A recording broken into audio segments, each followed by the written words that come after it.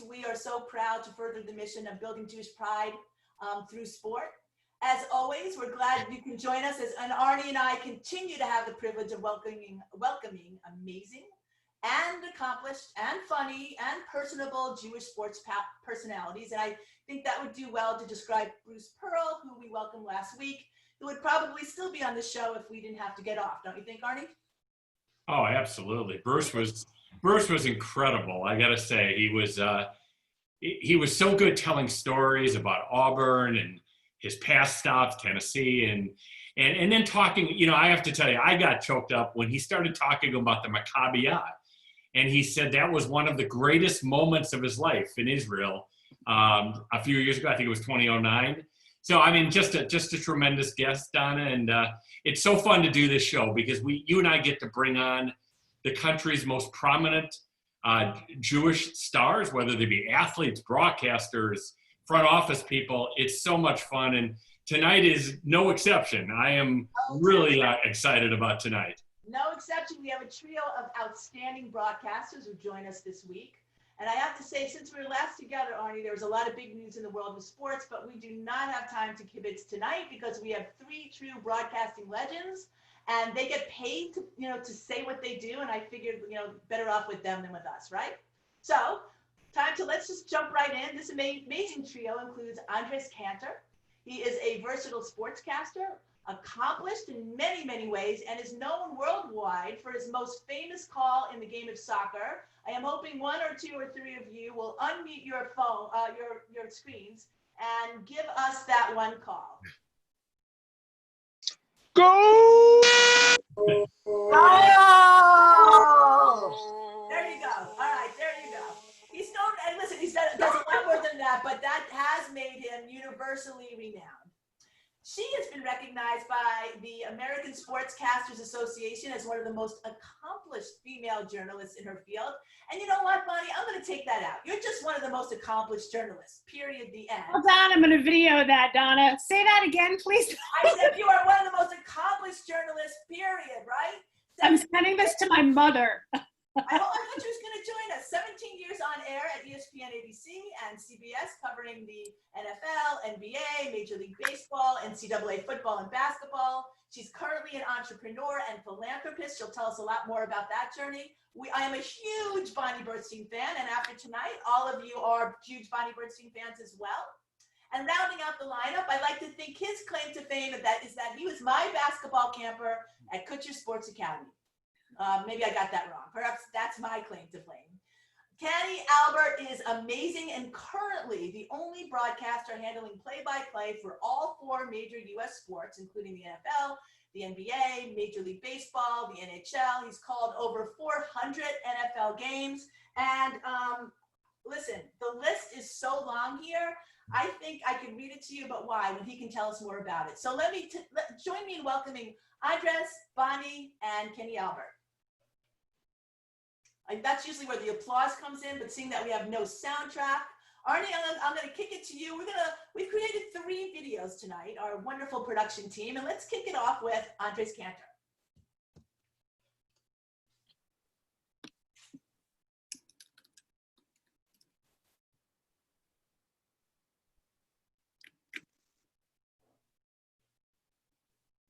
Estupenda Estados Unidos. Y otro regalo, Carlin Lloyd, desde la mitad de la cancha, viene. ¡Gol!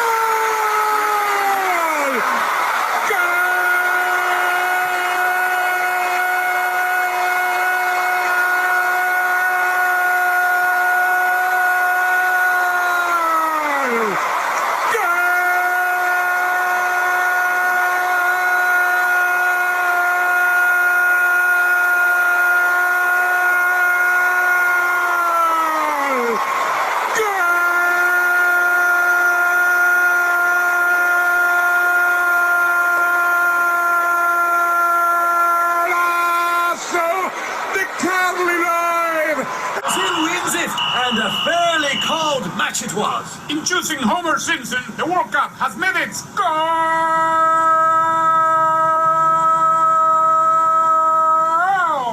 Andrés Cantor, you know that is incorrect usage. I have no control! This job taken. It's stalled.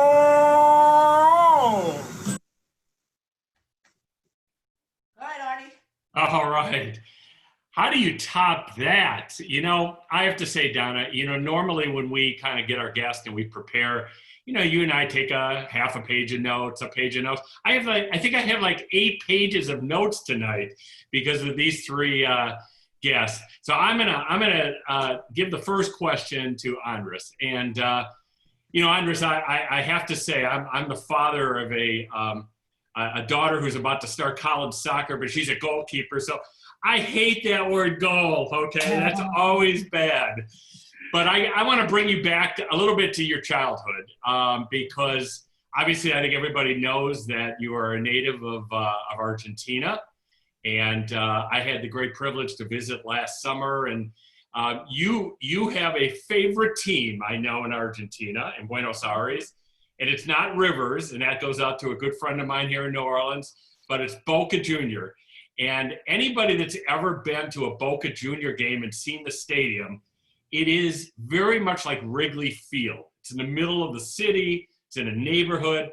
It's very cool. So I know you moved to Southern California when you were a teenager, but I know you still stayed a Boca fan.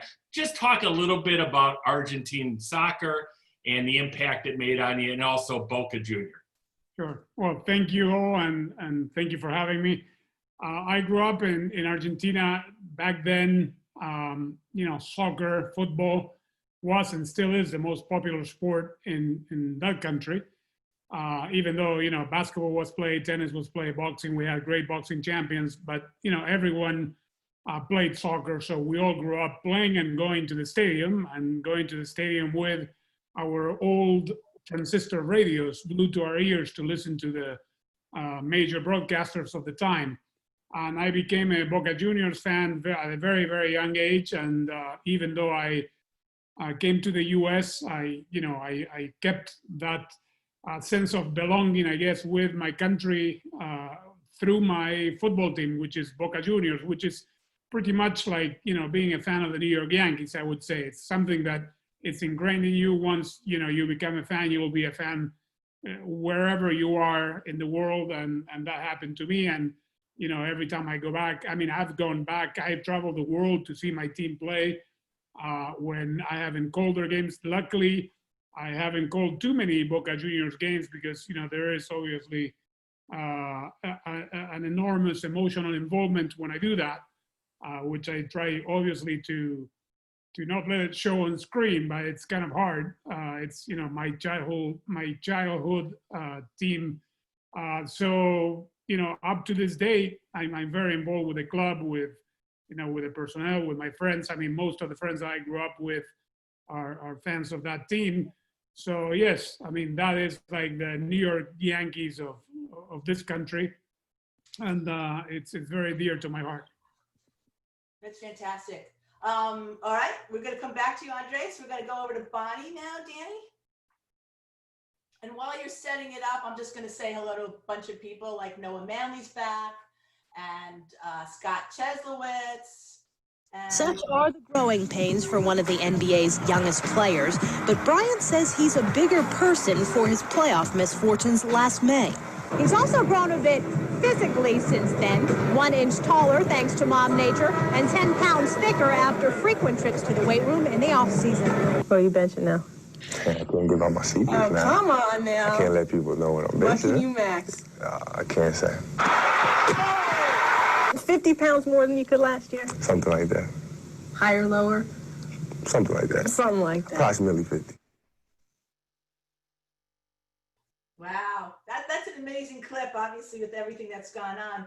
Bonnie, welcome.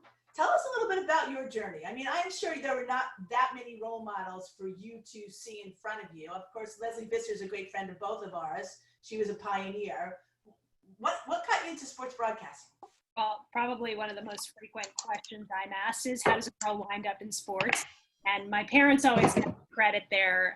When I was growing up, keep in mind, this was a time before remote controls existed for our TVs. My parents were born and raised in Brooklyn. It was all about the Dodgers until they moved, and then the Mets and the Giants and the Jets and the Knicks. And especially during the summer, the Mets were on our TV every single night. And if you dared to walk up to the TV and try to switch the channel, I probably wouldn't get dinner that night, or I'd be grounded. And so, I was very authentically indoctrinated into the sports world and realized how much I loved it. And then I think in 3rd grade, I did my first creative writing story, and I could do whatever I wanted. And I wrote a story about a gymnast who got kidnapped by aliens. It wasn't based on personal experience, at least not that I remember. And then I got the bug, and I realized very early on that I loved sports and I loved writing, and I wanted to make a career out of it. And so I know a lot of kids who go to college and they're really not sure what they want to declare as their major, but I started writing sports for my high school paper. I chose the University of Maryland specifically because it had a renowned journalism program and a good gymnastics program, because that was my sport. So I was pretty much honed in on what I wanted to do for a really long time.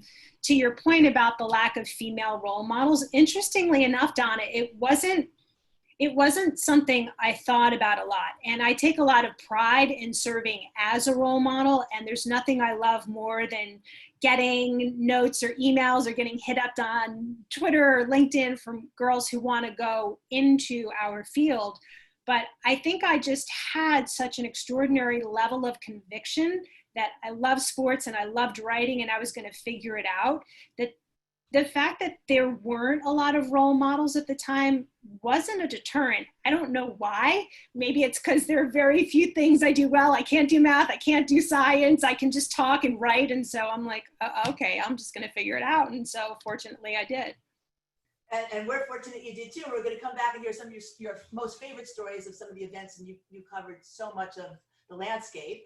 Not quite as much, not that we're in competition here, than the man all the way, at least on the right of my There's no comparison. It's like, it's astounding. I don't know even how he has time to breathe with all that he's doing, but that's why we have COVID, so he can rest a little bit.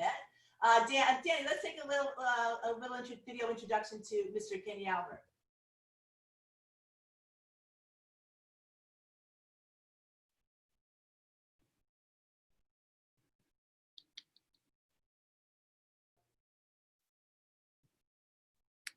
You have audio?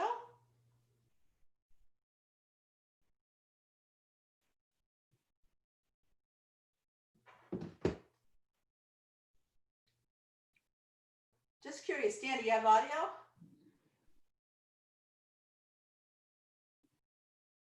Maybe Kenny can narrate. Yeah, that's a great idea, Don Kent. That's actually the test. How about Andrés? Here comes a goal. That's your expertise, Kenny. Actually, that was the test. You were supposed to just jump right in and just make the call. It's been so long, 104 days now. I don't know if I remember how to do this. You know, I am worried about you, sincerely worried about you. Well, if we don't have the audio, I guess we're just going to have to get it live here. Hey, so Dan, you were 2 for 3. What can I tell you, right? That's what Meatloaf says, 2 out of 3. That's so weird. I can try it again. That's okay. It's all right. That's all right. Let's keep going. Okay. I'll take the question for. Well, you know what? Without audio, we realize how much we miss him. So you did a good job. All right, go ahead, Arnie. All right. Well, why don't we, Kenny? Great to have you with us. And as we kind of talked about Bonnie's youth and Andrés as well, let's talk about yours for a second. I was reading how you got. Obviously, you come from, a very famous family, a very famous father, one of the legends. But I was reading some stuff that I think you started at age 5 practicing, and then you became a stats guy at age 6, and then an official stats person a few years later, and then eventually, like 15, you were on cable network in Long Island. And I mean, just tell us what the childhood was like in a famous broadcast family. Well, first of all, Arnie and Donna, thanks for having me on. It's really an honor to be here with you guys. A couple of quick things before I get to the question, Arnie. I am envious of Andrés listening to the goal calls, and I'm a huge fan of both Andrés and Bonnie. But I've done hockey now for 30 years, professional hockey, and my longest goal calls are probably about 2 seconds. So Andres, I don't know how you do it, but it's great stuff. And to be portrayed on The Simpsons, that might be the highest honor of all. And Donna is correct. She was one of my favorite counselors.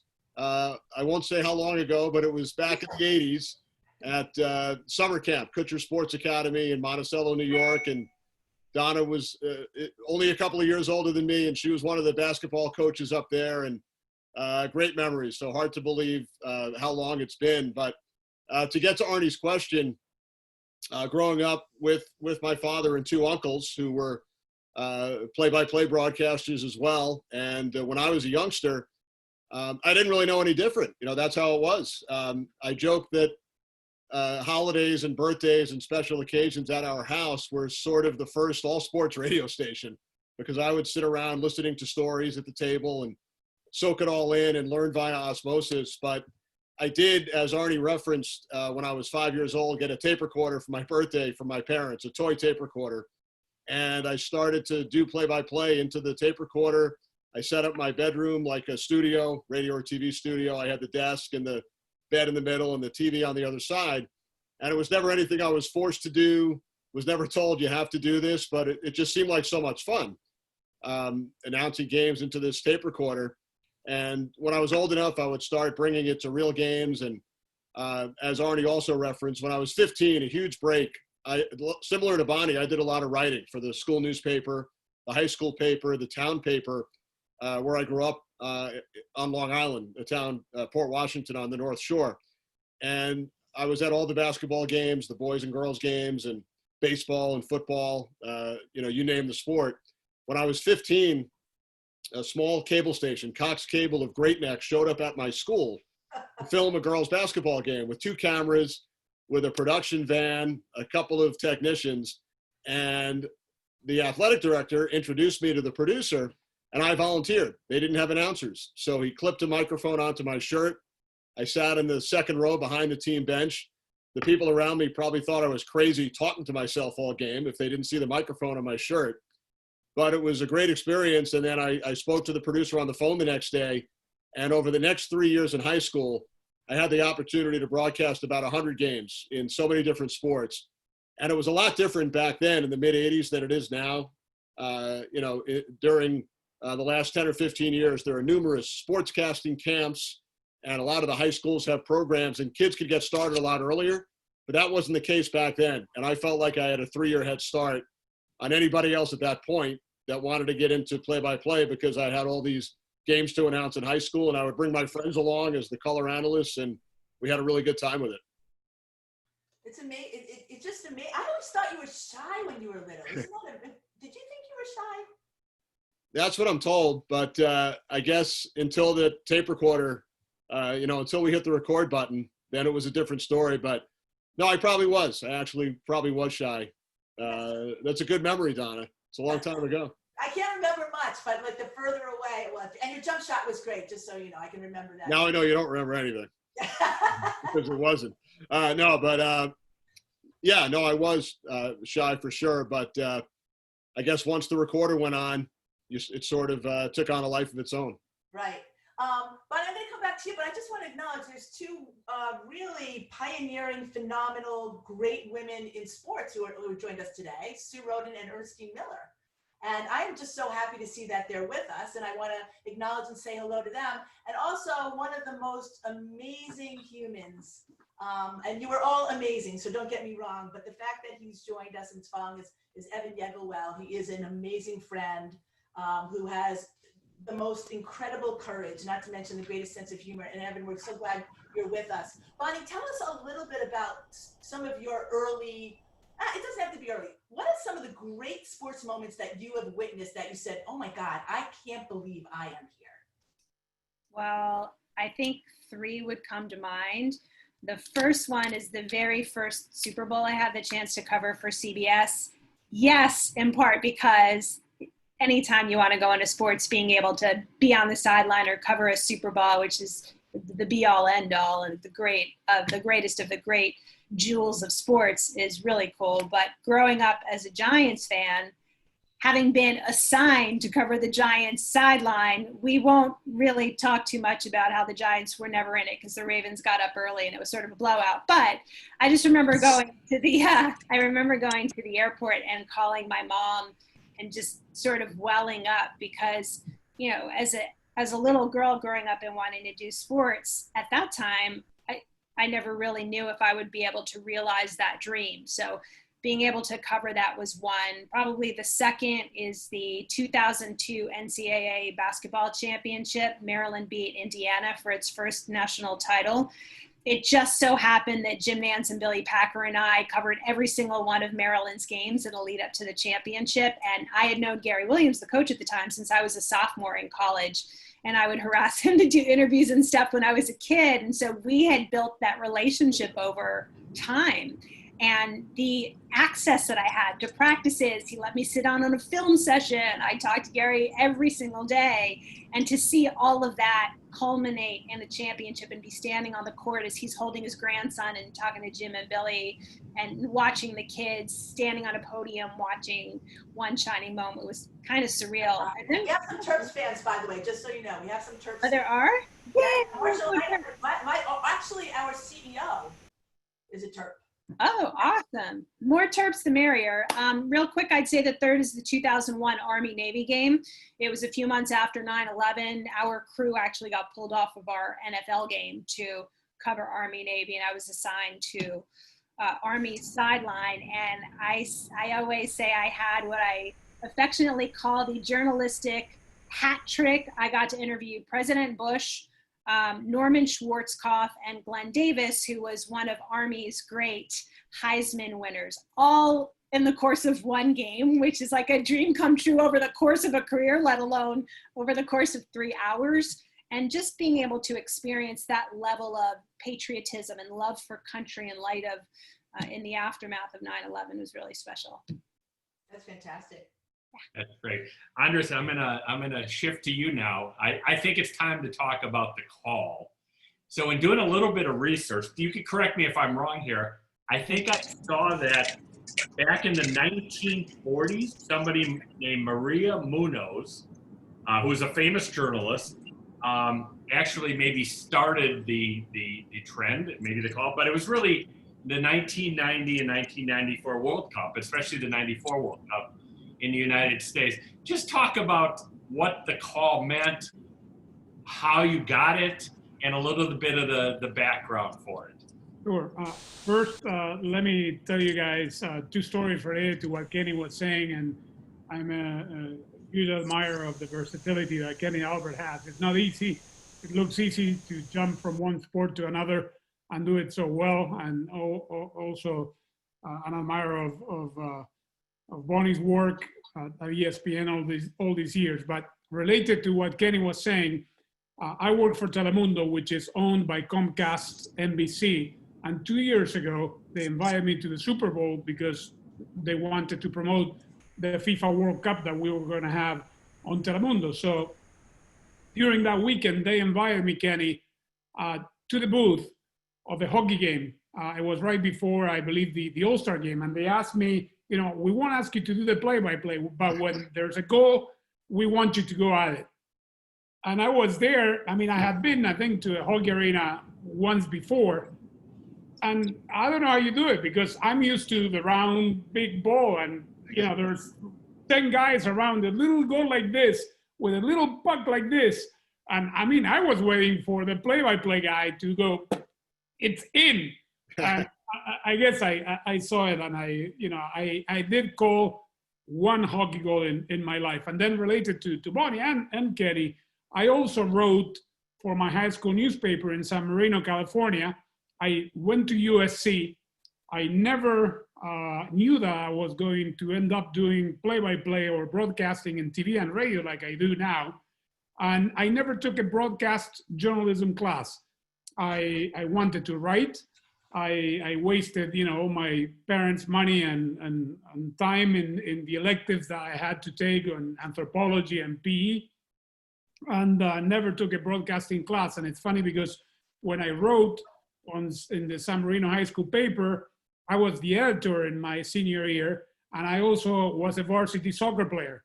And I wrote, I mean, it wasn't very politically correct, but the byline said, by Andrés Cantor, by the way, who happened to be the best player on the field, Andrés Cantor. But well, that was, I guess, something that could have been done way back then. I always say, Arnie, that I never invented anything, going back to your question. The goal call is called that way throughout Latin America, both in radio and television, with the same emphasis. I mean, more in radio than on TV. And the fact that, you know, let's say when you have a World Cup in Argentina, Brazil, Chile, in all the Hispanic countries, the play-by-play announcer will, you know, is openly rooting for the country he is from. Right. So he will, you know, give a long goal call of, you know, the team that he roots for. And when they score, like in your case, in your family, that you're not too happy when they score, on the goalkeepers, you know, they won't say anything. So I was lucky enough that in 1994, the World Cup was played here in the US, and our coverage on Univision, you know, transcended. We broke all language barriers, even though I believe it was ABC broadcasting at the same time. You know, all the attention was given to our broadcast and my style of play-by-play. So I can tell you that I helped popularize a very distinct punctuation of when a goal is scored, which is, you know, said and broadcasted the same way, pretty much, I would say, through Latin America, both on TV and radio. That's cool. I have a question from Merle, and I promised that I would ask this. Are we going to have baseball? We're going to talk about soccer coming back, but are we going to have baseball? Kenny, what are you hearing? Well, over the last 24 hours, and I don't really have any inside info aside from what I'm reading and seeing on television, but they've made a lot of progress, and it sounds like they're looking at a 60-game season. There are still some loose ends they need to tie up between the Players Association and Major League Baseball, but July 1st, which isn't too far off, it's about a week from now, that's the date they're talking about starting an abbreviated spring training. So it sounds like they're heading towards a 60-game season. Obviously, a lot of it is still in the hands of the health officials and the doctors and the scientists, similar to the NBA and NHL. The NBA is planning at this point to have all of the teams, 22 teams, I guess, in the bubble in Orlando beginning in late July. And the NHL has narrowed down. They're going to go with 2 hub cities. And right now they narrowed it down from 10 to 6. And NHL teams are expected to start training camp on July 10th. A lot of the players have gotten together and have begun skating. So all of the leagues put out those dates sort of with an asterisk as tentative dates, but all 3 at this point, as of right now, are planning to go ahead and hopefully start playing pretty soon. Kenny, I actually have a question. If you have a guy who hits over 400 or set some sort of, I mean, you're not going to have a home run record or anything that would really require an entire season, but if somebody breaks a record, how do you think it should be considered in the history books?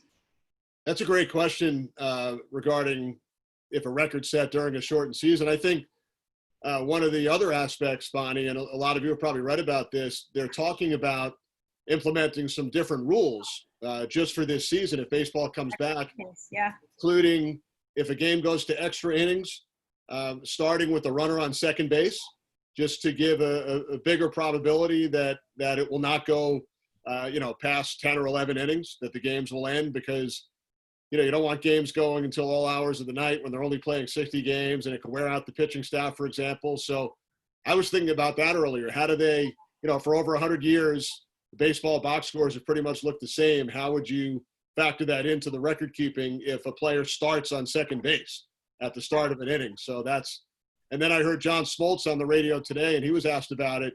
And he said what he has heard is that in those situations, the pitchers would not be credited with wins or losses in the games that go to extra innings. So, we've seen adjustments in all sports. Hockey went to the 3-on-3 overtime and the shootout about 10 years ago in the regular season.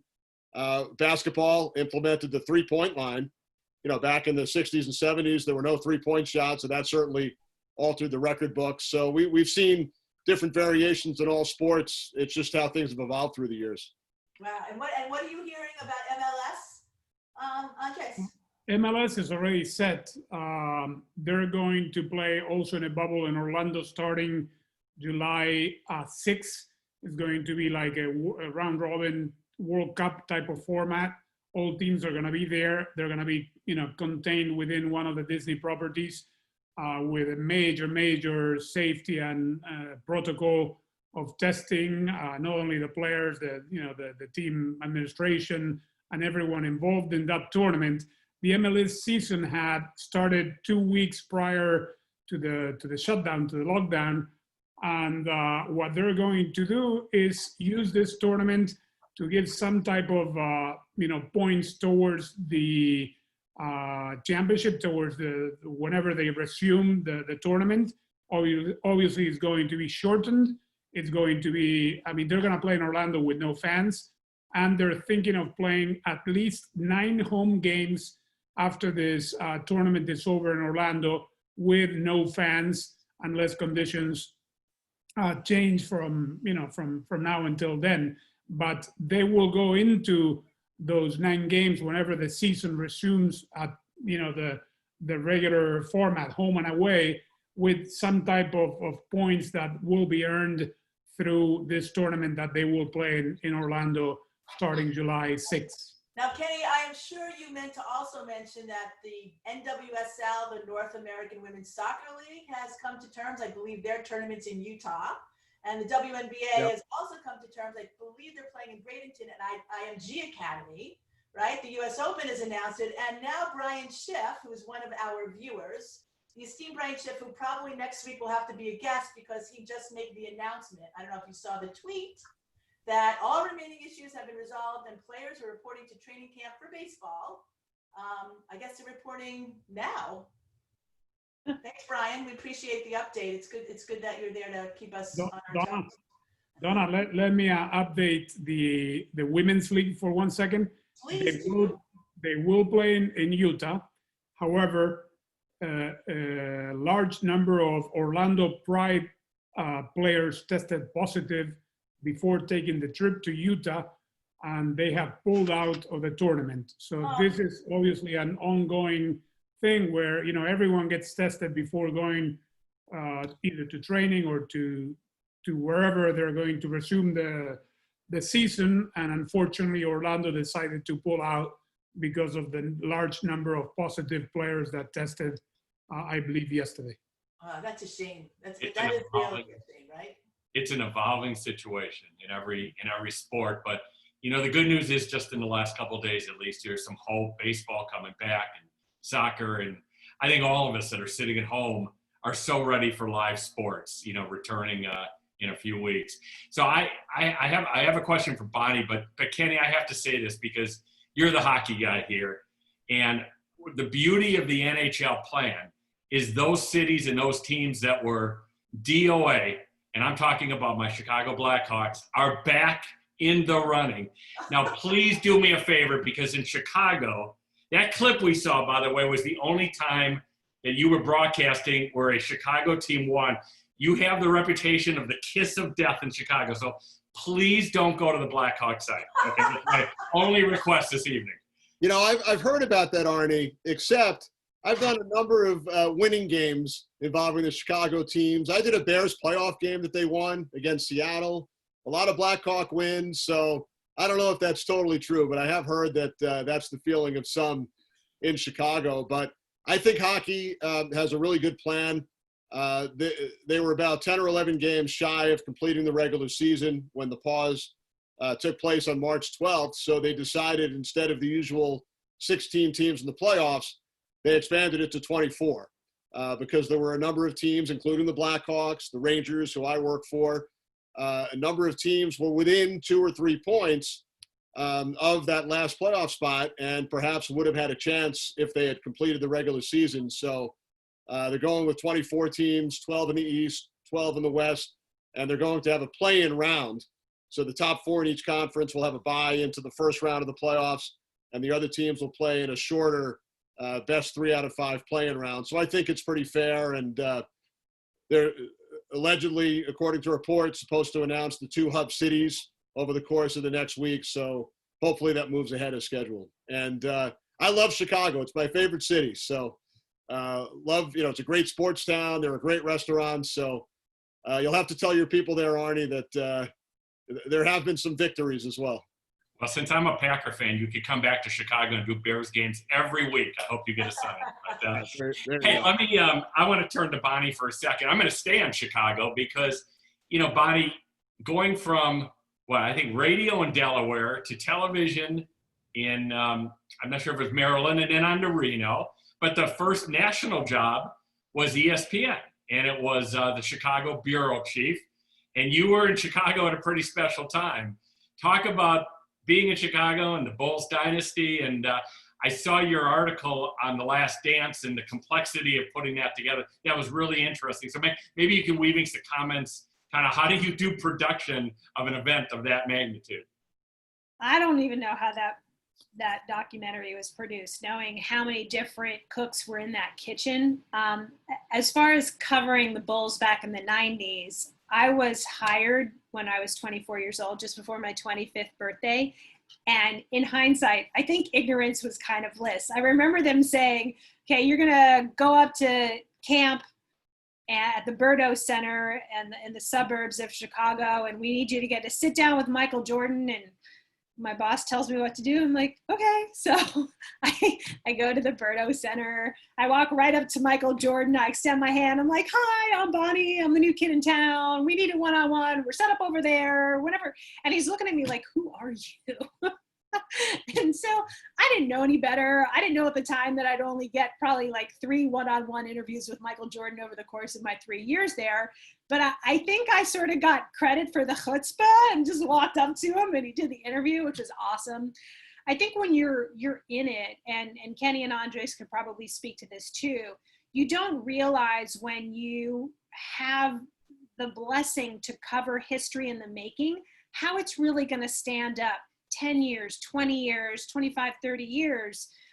I remember specifically being at the game in Milwaukee, I think it was in 96, when the Bulls broke the Lakers record for wins in a season, which at the time was 70. And I remember sitting baseline and thinking, 20 years from now, is this record still going to stand? Is this still going to be this historic run I think I'm covering?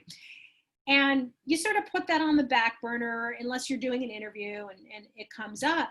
But having the chance to watch The Last Dance and seeing a little clip of me working finals in the 97-98 season, I realized that what I was covering did in fact hold up. I do think the constant debate around whether Michael or LeBron is the best player in the NBA of all time, I still think hands down it's Michael because of his all-around game and the way he would just want to destroy players and teams on a daily basis, day in and day out. As far as the documentary, I think what a lot of people don't understand is that in order to get that film greenlit, in order to film that historic 97-98 final season, Michael Jordan had to sign off on it. And he also had to sign off on whatever documentary emanated from all of that film that was captured back then. So you have Michael, but more important, Michael's people as stakeholders in this film. The NBA is stakeholders in this film, and ESPN and Netflix, which were both serving as distribution partners.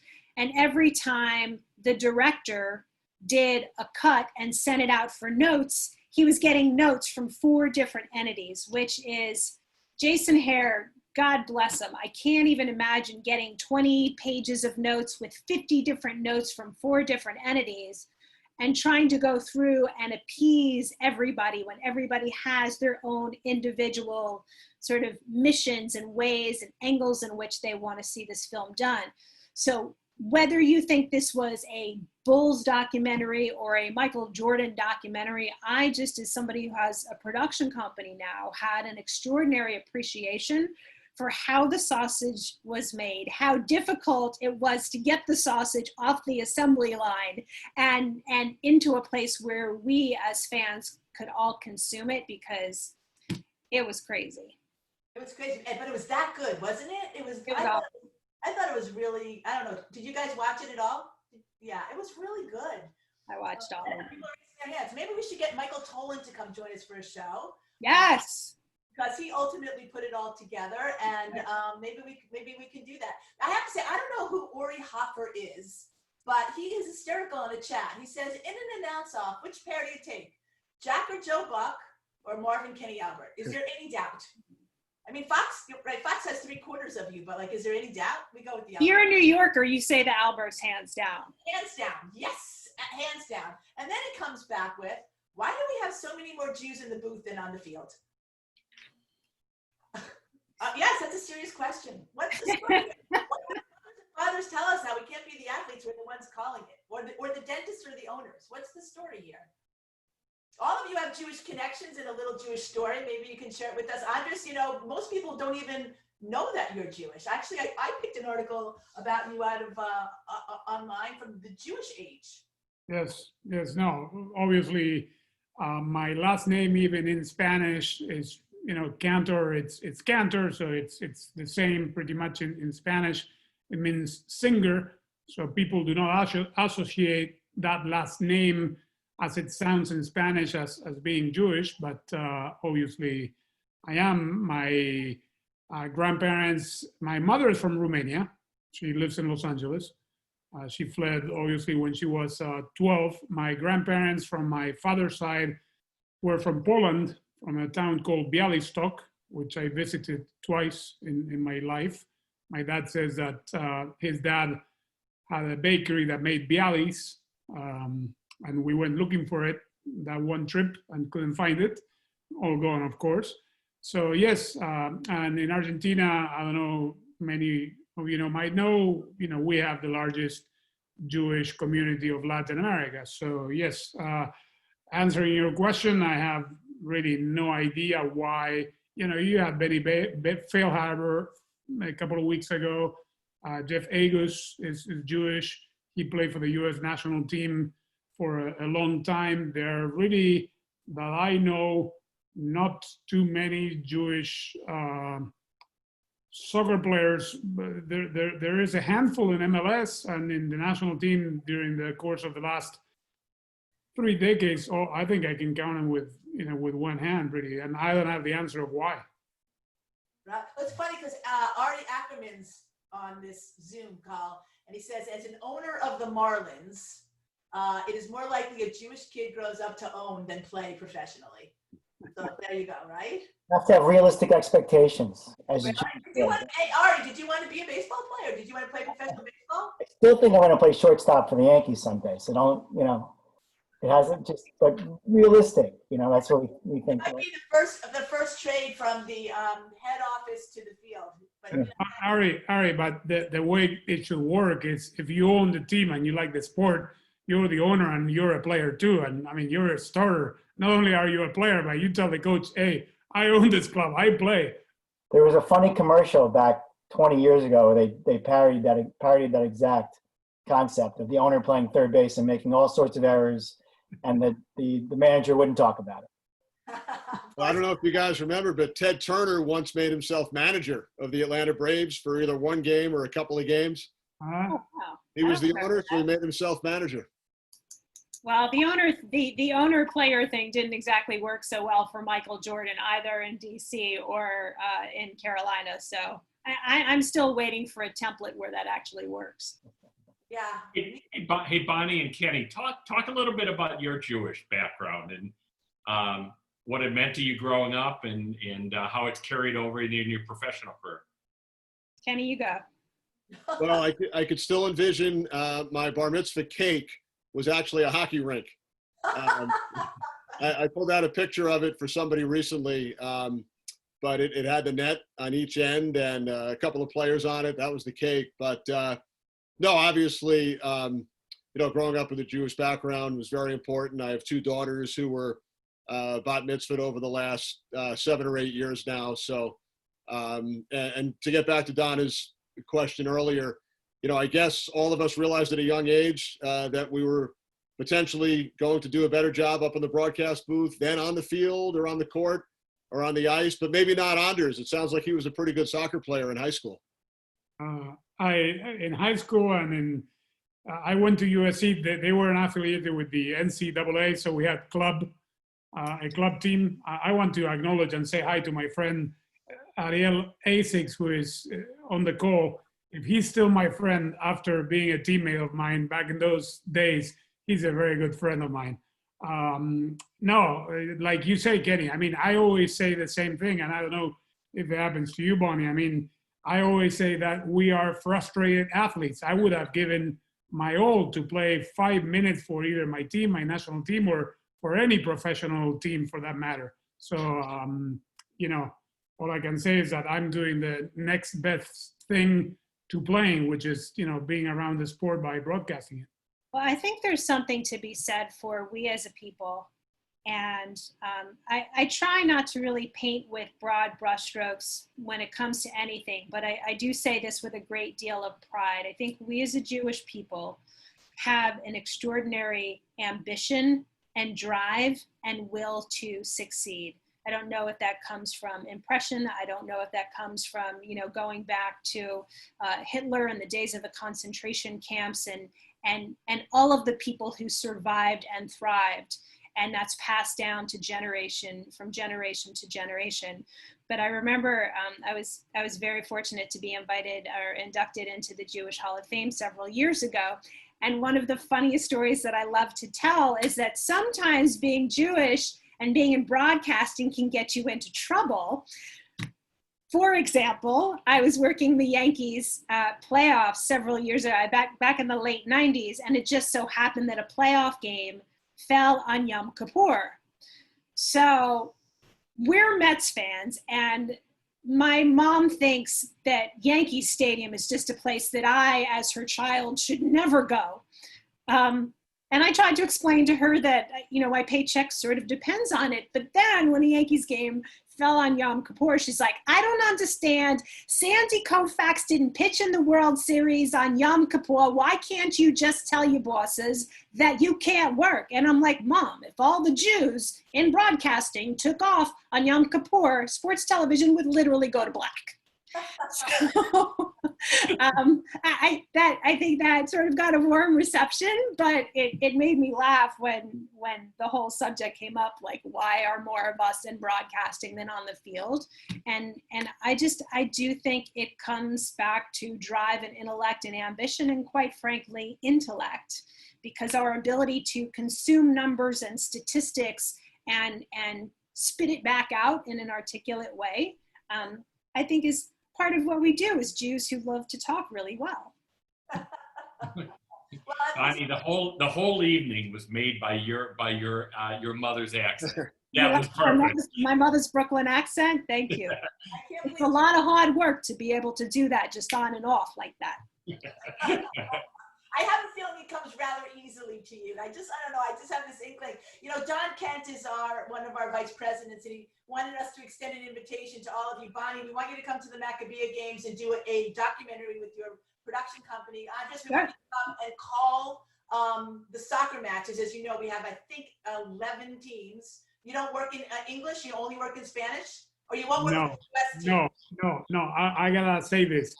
I know there's a 50-plus team. In the U.S. team. Okay. Let me tell you something.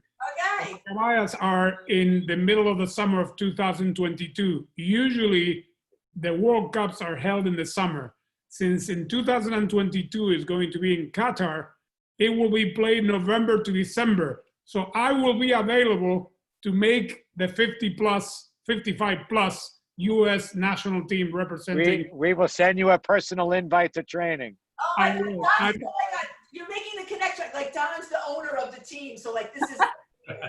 And Kenny, you can. Donald, just so you know, I will probably last 10 minutes on the field, so you guys doesn't matter. Bring a microphone, and I'll call the rest of the action. Oh my God, you're in. I mean, that's 5 minutes more than Don lasts on the field. You'll be fine. And Kenny, you can call whatever you want. Are your girls athletes at all by any chance? They were in high school. In college, no, but in high school, older one played field hockey and lacrosse, and the younger one's a pretty good tennis player. Always looking for field hockey players. I just want to let you know that.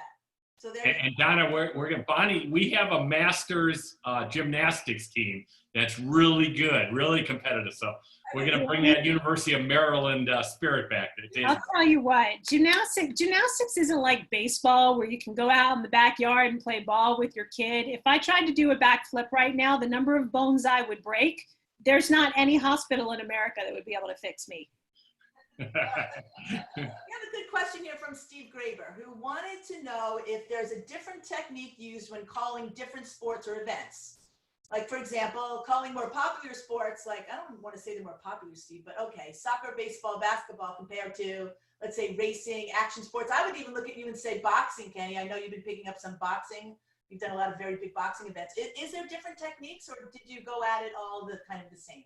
Well, I get this question a lot, and my preparation is pretty much similar for every event, no matter what the sport is. I sort of have a checklist I go through as far as what I do during the week to get ready for an event. But as far as the actual play-by-play, they're a lot different. People always expect me to say that hockey's the hardest because of the names and the quick pace. But to me, it's actually the easiest, maybe because I've done it for so long. Hockey and basketball are similar in that the ball and the puck are always in action for the 60 minutes of a hockey game, for the 48 minutes of a basketball game. There are stoppages, obviously, but when the clock's running, something's happening. Football is the most rhythmic. It's one play, and then it's 20 or 25 seconds. And then it's another play, and then it's 20 or 25 seconds. Baseball, to me, is the most challenging because there's so much downtime. The ball's only in action for 7 to 12 minutes during the course of a 3-hour game. So there's a lot of time to fill, and hopefully you have a good color analyst. I haven't done nearly as much boxing as the other sports. I've probably worked about 20 events, and that's so much different because there's no ball or puck. It's just two people in the ring, and a lot of it's storytelling, but you also don't want to get caught if something big happens. You also want to get some of your good material and good stories in early because it can end at any time. So there's definitely a difference between all the sports. I haven't done too much soccer, Andrés, but back in my early days working in Washington, D.C. for 5 years, Maryland and D.C., I did a couple of college soccer games here and there, and that was a lot of fun. My analyst on the first game I worked was Tony Meola, the great goaltender. Did a game at the University of Virginia. That was one of my first TV events, and I kind of approached it like a hockey game. It's a bigger field than the ice rink, but it's sort of similar. There are more players on a soccer field, but the goal is the same, which is to get the ball or the puck into the goal. So I sort of approached it that way. And the other difference is, to get back to Donna's original question, radio versus TV are also so much different because on radio, no matter what the sport, you have to describe everything that's going on. On TV, you can pull back. You don't have to describe everything. And on radio, you also have to give the score and time a lot more often because the viewers can't see it up on the screen as you can during a television broadcast.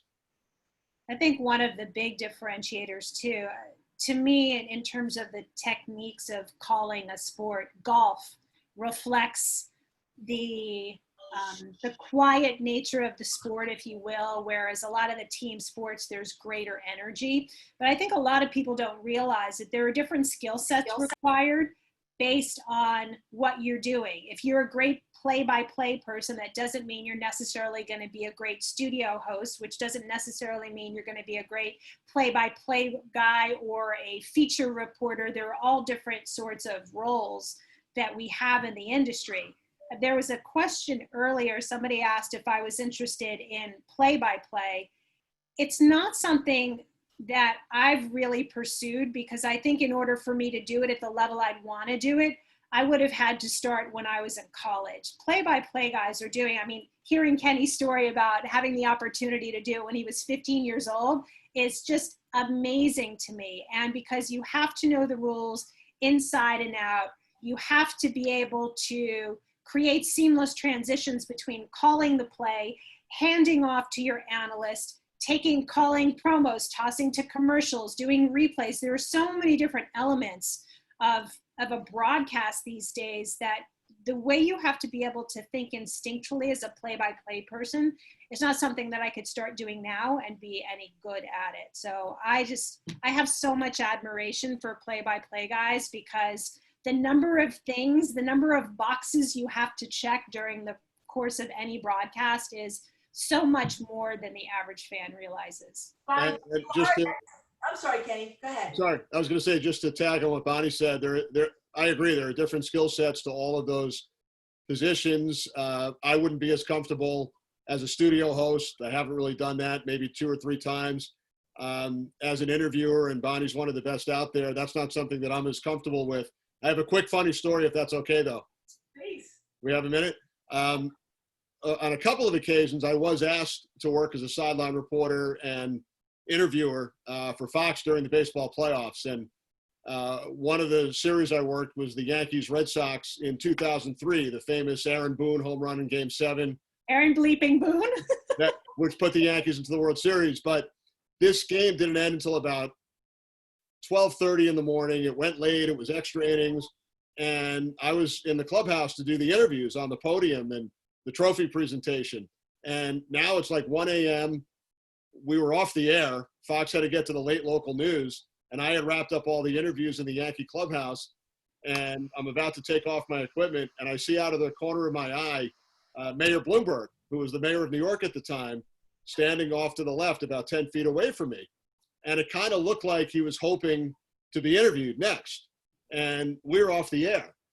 And he had a younger aide with him, a public relations person, who comes over to me and whispers, do you mind interviewing the mayor next? And I said, we're off the air. We already threw it to the late local news. We're not on anymore. And he said to me, the aide said to me, can you fake it? He didn't want to lose his job. So I then asked the camera person to make it look like he was looking into the lens and that we were filming this interview. So Mayor Bloomberg comes up, and I didn't want him to think it was live. I said to him, we're taping this, even though it was not being taped by anybody. And I proceeded to do a 5-minute interview with Mayor Bloomberg about the series, about the Yankees and Red Sox. I knew that he had grown up in Boston and his mom still lived up there. And I was just thinking of any questions I could throw out there to him, knowing that nobody was ever going to see this interview. So as long as I think I helped save the job of his PR guy that day, but this interview never made it close to getting on television anywhere. That's a great story. Have you confessed? Did he ever find out? I've told the story. I did interview him one other time, which I think might have been prior to that. I have told the story, and if I ever write a book, I will include it one day. So I'm not sure if he knows about it yet, though. Hey, Don, can I, if we have time I want to delve into just one more area that I think is important to discuss. And this is for all three of our guests. Given where we are as a country and what we're seeing right now in aftermath of the George Floyd murder and what's happening around the country, we've seen some amazing things in sports just in the last few weeks. I know nothing about NASCAR, but what I saw Monday with the drivers rolling out Bubba Wallace's car in the aftermath of what had happened the night before, which was unbelievably terrible, and then Roger Goodell's statement, and seeing in the English Premier League and in every league, and the German soccer league, the players kneeling before matches. I mean, I would just be curious what you all think about the impact of sports. And does sports have the ability and opportunity right now to really maybe change our society for the better? Well, I think it does. I think sport has always been, such an important part of society. And, we tend to think that, or kids look at the players and athletes as role models. And I think what they're showing now with this situation is just absolutely amazing. Those scenes that you're talking about, Arnie, were really, really moving. You don't have to know anything about car racing to just be moved to tears to what happened yesterday.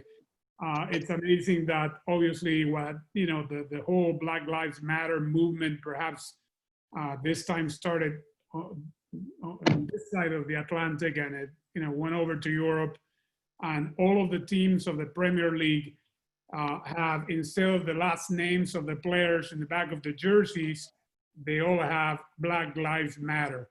And the protocol is not only are they taking a minute of silence before each game in remembrance of all the victims of COVID-19, but also they're taking a knee in support of the systemic racism fight here and there. There are small steps. I mean, there have been some instances yesterday, for example, just like we had here with NASCAR yesterday, right before the Burnley-Manchester City match, a plane blew by with a banner that said "White Lives Matter, Burnley." So they attributed that to the to the Burnley football team, which at halftime put out a statement saying that they had nothing to do with it and were investigating it. But obviously, sports transcends what happens on the field. And I mean, from the soccer standpoint, I'm very happy that there's one unified voice after what has been happening, not only here in the US. We will see, probably tributes now that MLS restarts, but also worldwide and especially in Europe. Anybody else want to add anything to that?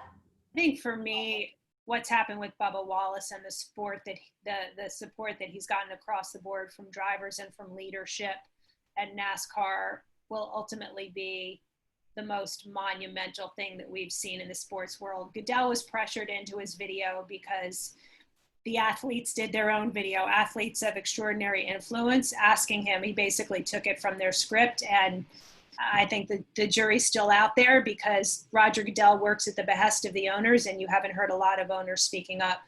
Drew Brees walking back his initial comments, I don't even think that was relevant. What was relevant was that when Trump went out and tweeted, "You shouldn't have recanted," Drew Brees responded to him. That response saying, "No, I was wrong, there's room for growth," that was more powerful than any of the myriad apologies he or his wife made. NASCAR, when you look at their fan base and how this fan base in general has embraced the Confederate flag, they speak to the history and the culture for whatever reason.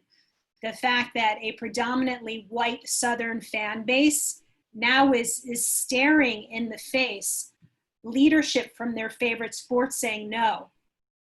There is going to be a point of reckoning in that sport. And if NASCAR stays true to its commitment to being inclusive of all, they'll probably lose sponsors, they'll probably lose fans, but what they will gain by holding firm on that, I think could be really impactful. And I agree with Bonnie as far as applauding many of the athletes who have, put out their message, their thoughts. I think with the advent and the increase in how everybody uses social media, so many of these athletes have millions and millions of followers. And, when you think back to the days pre-social media, the only way you would ever hear from them would be in interviews, whether in the newspaper, magazines, or television. But they all really have their own platform now. And I think it's great that so many of them have gotten involved and in many of these issues. And I'm sure we'll continue to see that as we move along. I think Arnie, that's a great way for us to conclude. There's a lot of great questions. I've been waiting for somebody, an aspiring kid, who ask a question to how you did this. But unfortunately, Logan, it's too late for tonight, but maybe we can get you an answer and we can send it to you. Arnie, it is always a pleasure. You are such a mensch. And what I love about doing this is I can say that on a show where everybody understands what that means. Well, Donna, I feel the same. And I want to thank our three guests. What an unbelievable, historic evening for Maccabi. And we want all of you, because I did have a question from somebody that I couldn't ask tonight because we ran out of time, but the person wanted to know, how do we get the Maccabi televised and distributed and produced? So there's an invite to all three of you for the summer of 22 to come to Israel and be with us. Andres, for you on the field and anybody else in the broadcast booth or just being a fan. But it's really wonderful. Thank you all. And Donna, we're doing this every 2 weeks, man. It's so much fun, and we got a great show in 2 weeks coming, don't we? Dude, I'm going to give you the details, but Kenny, it's wonderful to see you. It's wonderful to meet you. Bonnie, great to be reunited with you.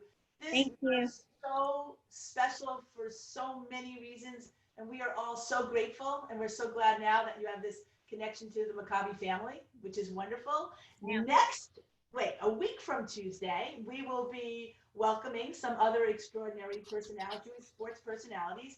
Andrew Brandt, who leads and directs the premier program in the country in sports law and business thought and policy. It's the Murad School at Villanova. I know there's a lot of Villanova fans here.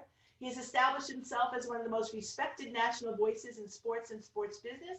He provides truly insightful perspectives in all forms of media and academia. And he'll be joined by Joanne Pasternak, who many of you may have known. She's come as a guest or as a viewer to some of these shows. She's spent 12 seasons leading philanthropic efforts for professional sports franchises in the NBA and the NFL, most recently as the Vice President of Community Relations for the Golden State Warriors. So I'm sure she'll have some great stories. And the Executive Director of their foundation. And before that was the Vice President and Executive Director of Community Relations for the 49ers. I think they'll be a great pair. Again, lots of great insight. It's only as special as those who join us. So all of you, thank you, Joy Kurtz, as always, for being with us. Because if you're not here, she's our total ambassador. Ari, thank you so much. Marshall and your dad, everyone. I have to go to all these pages to thank everybody. Of course, our team, Dan Kurtz and Mackenzie, who work all week, and I think Steve Graber and Shane Carr, everyone from the Maccabi USA team who cares so much, our president Jeff and Don, and if I forget anyone, they'll all be mad at me, but I love you all. I'm so grateful. And listen, we'll see you again in 2 weeks, if not before, for some of the other great Maccabi at home, including you, Deb Lichtenfeld. Take care, everyone, and good night. Thank you. Have a good night. Stay safe. Night.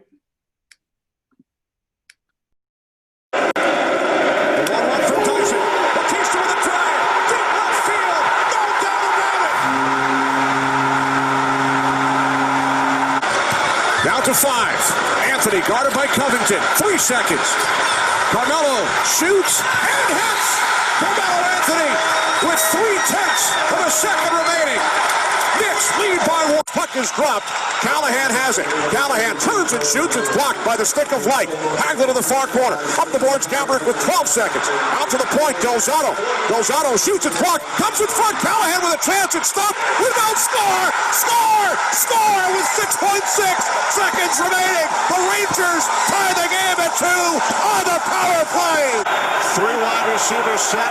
Beasley in motion. And Garcia's pass is bobbled by Owens. Intercepted. Mike Brown. Mike Brown into the end zone. Wins it in overtime for the Bears. Bravo. Bravo. Great wrap up. Great job, everybody. Thanks so much. That worked out good, Danny. I don't know how you fixed it, but you did. Good going, Dan. Thanks.